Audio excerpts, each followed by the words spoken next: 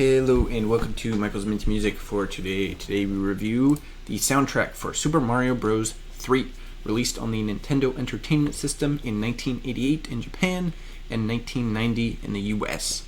It was composed by the primary Mario composer Koji Kondo and is available through the Nintendo Music app.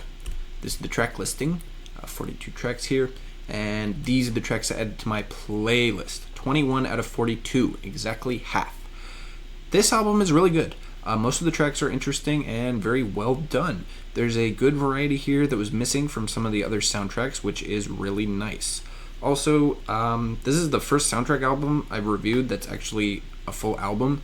With 42 tracks, it comes in at 33 minutes, which is on the shorter end when it comes to sort of albums, but still definitely within the range of a full album. The album flows alright. The ordering of tracks is a bit strange. They've basically intercut the main world themes and regular background music with the more niche sort of theme music, with things like the invincibility background music coming between the World 3 and 4 map randomly. It means that the album tends to switch between pretty good stuff and more meh things as it transitions between the worlds. I feel this album might be better off if they put most of the boss music and mini boss music together.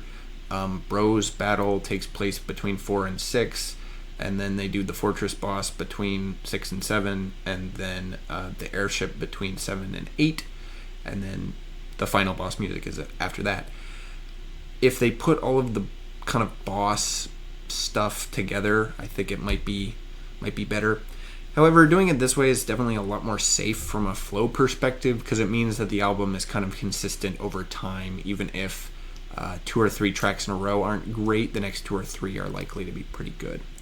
The opening tracks and closing sections are definitely probably the best. The album never really has any particularly bad sections. Also, it helps that most of these tracks are only a minute or less long, so you never really get bored. This album does a great job also of remixing some of the old sounds from the previous soundtracks, but it definitely doesn't lean on them in the way that Super Mario Bros. 2 does, so that's very good overall. My favorite track here is probably Fortress Boss, a really great techno chiptune song, although Bros Battle is also really good, and the athletic and ground background music are also both pretty incredible. A lot of good options off of this soundtrack. I rank this album the best out of the 3 Mario soundtracks so far. It improves upon and expands the original's music very well, and is a lot fuller than either of the first 2 games' soundtracks.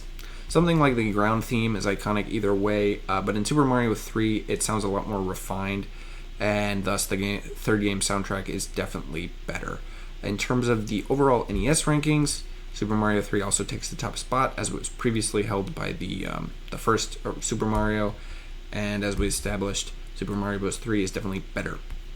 Also, since this album is better than Super Mario Bros. 2, it takes the top spot from 1988, taking it from previously the only soundtrack in that year, Super Mario Bros. 2.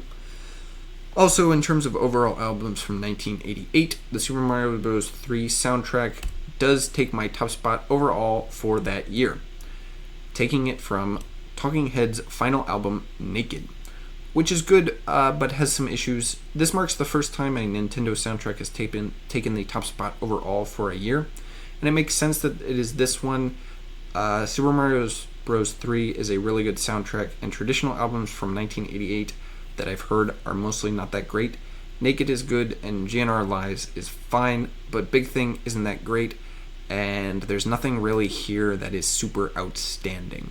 So I think Super Mario Bros. 3 will take it.